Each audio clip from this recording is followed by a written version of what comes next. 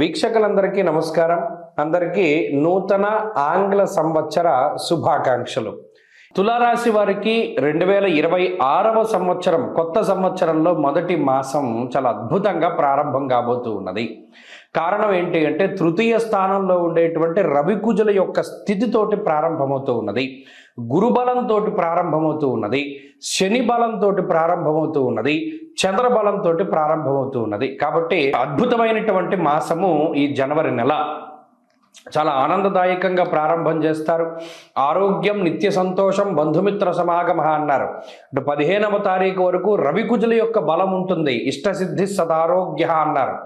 అంటే అనుకున్నటువంటివన్నీ కూడా జరుగుతాయి. పలానాది కొనుక్కోవాలనుకుంటున్నాం, పలానా చోటుకి వెళ్ళాలి అనుకుంటున్నాం, పలానా వాళ్ళని కలవాలి అనుకుంటున్నాం, పలానా ప్రాపర్టీ కొనాలి, లేదా పలానా మన దేశానికి మనం వెళ్ళాలి అనేటువంటి అనేక రకాలైనటువంటి విషయాల్లో చక్కటి అనుకూలత అనేటువంటిది ఈ రాశి వారులలో కనబడుతూ ఉన్నది.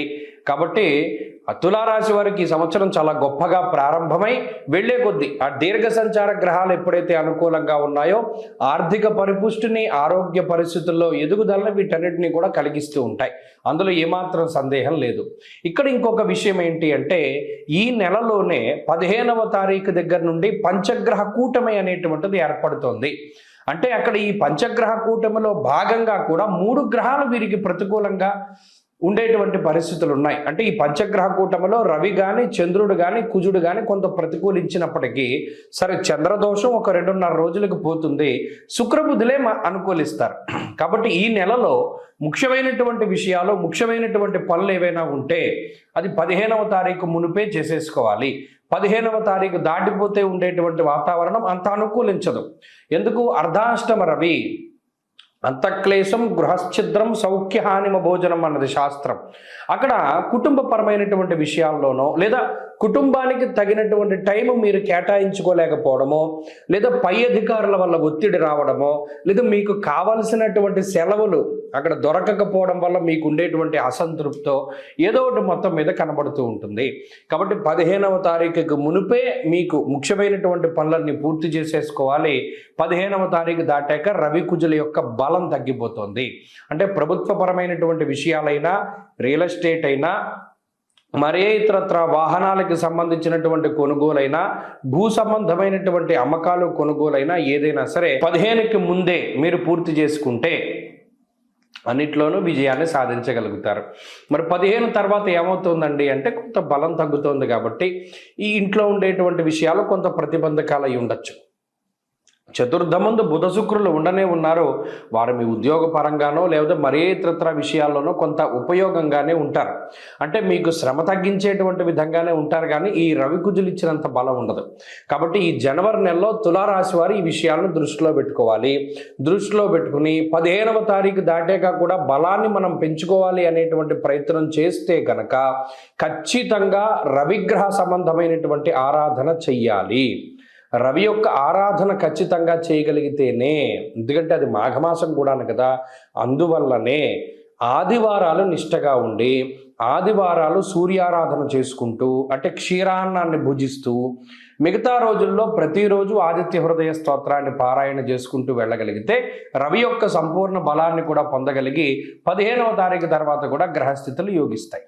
ఈ కొత్త సంవత్సరంలో అందరికీ ఆయురారోగ్య ఐశ్వర్యాదులు కలగాలని, పరమేశ్వరుడి యొక్క అనుగ్రహం ఉండాలి అని, అలాగే ఈ సంవత్సరంలో ఏర్పడేటువంటి దేశారిష్ట యోగాలు, దుర్భిక్ష ఉల్కాపాతాలు లేదా మరేతరత్ర దోషాదుల వల్ల ప్రజలు ఏ రకంగానూ ఇబ్బంది పడకూడదు అని చెప్పి మనస్ఫూర్తిగా భగవంతుడిని మరొకసారి ప్రార్థిస్తూ నూతన సంవత్సరంలో ఈ ఆంగ్ల సంవత్సరంలో మొట్టమొదటి నెల జనవరి నెలలో ఉండేటువంటి గ్రహస్థితిని మనం పరిశీలిద్దాం. ముఖ్యంగా ఈ నెలలోనే పంచగ్రహ కూటమి అనేటువంటిది సంభవించబోతూ ఉన్నది.